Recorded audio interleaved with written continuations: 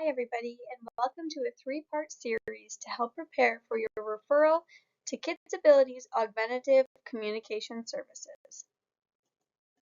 This video starts with part 1, where we will discuss the important topic regarding what communication is.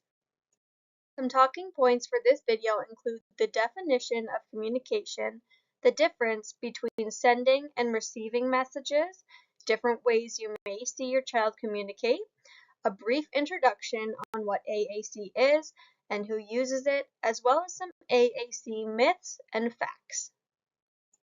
Communication happens when information is exchanged between people. It is the concept of sharing and understanding information through a shared system.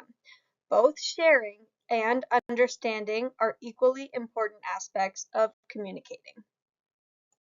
Sending a message is called expressive language.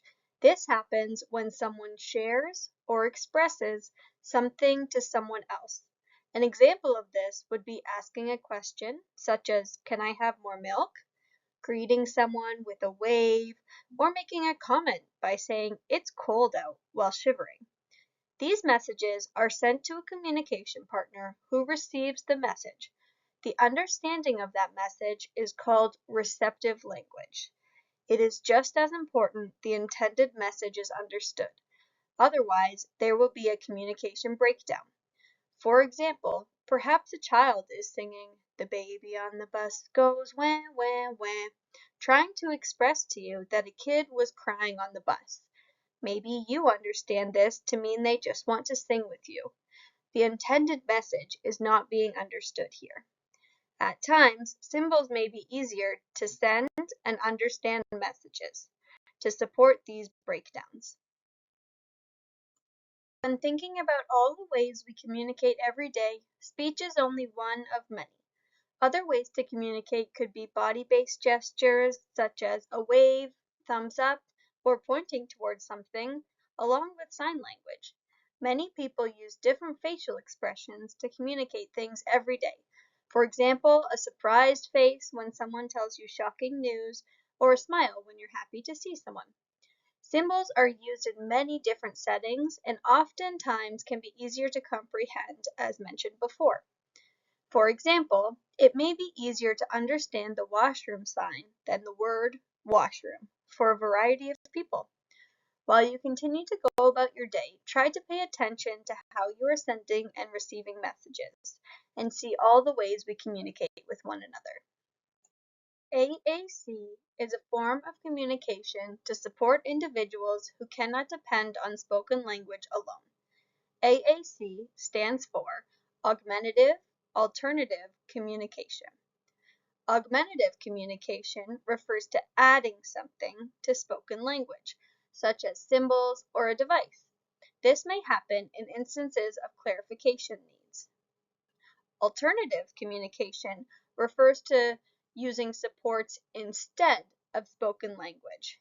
An example of this may be a client who uses an eye gaze device instead of their mouth for words.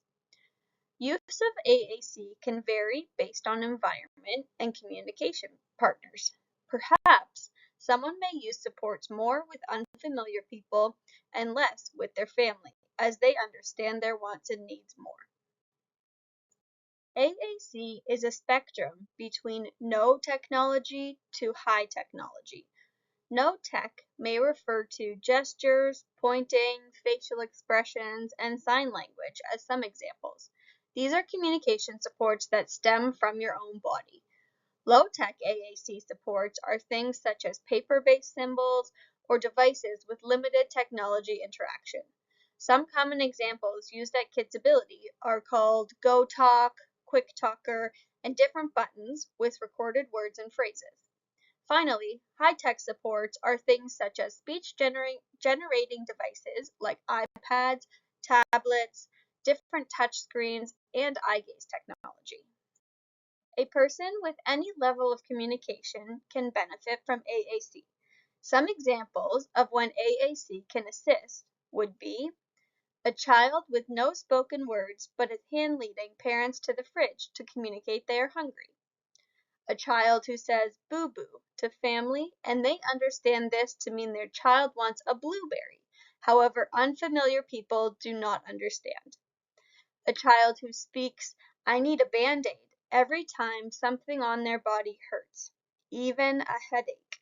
Their intended message is not that they need a Band-Aid, but rather they do not feel well and need support with their head hurting. And finally, a person who is in a wheelchair and has limited mobility and varying levels of comprehension.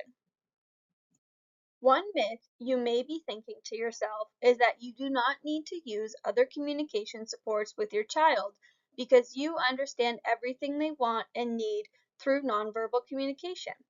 While this is likely true, caregivers know their child the best, and you likely understand most wants and needs through routines, hand leading, facial expressions, and more. This does not mean AAC supports are not beneficial for parents to use. In fact, caregivers are some of the best people to use a communication support with their child because they understand more of what they are trying to communicate. Using a device or paper-based symbols can act as a reinforcer to show the child, I understand what you are trying to tell me, and providing them with another way to communicate that with others who don't recognize their cues as easily. Here's an example to dive deeper into the myth I just described. The top pictures show an unfamiliar partner trying to guess what the child is trying to communicate by reaching his hands toward the fruit bowl. The adult understands this to mean the child is hungry and will eat any fruit. Once given an apple, the adult models on his device.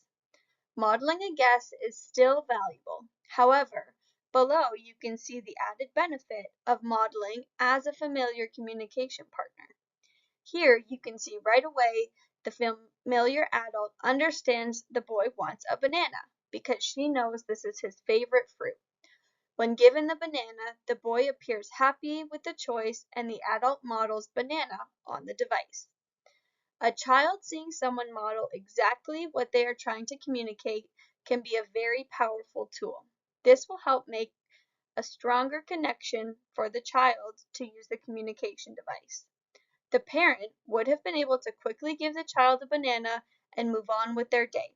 However, this is a great opportunity to acknowledge, understand of the child, and help pair the use of the device so that in the future they can help communicate with unfamiliar people to clarify they would like a banana and not an apple. You may be worried that if your child uses forms of AAC, they will never use spoken communication. However, this is only a myth and does not have research to back it up. Rather, research completed shows that using an AAC system does not interfere with development of speech, and instead, some children develop more speech with the use of an AAC system. This provides consistent auditory cues, gives them the experience of successful communication, and builds confidence. We're coming to the end of part 1, discussing what communication is. For more information on myths and facts, please check out these resources. Click the link or the green play button to watch the video, and pause to read the Myth and Truth handout from Toby Dynavox. The next video is part 2 in the 3-part series, and we will review what to expect for the ACS care path at KidsAbility.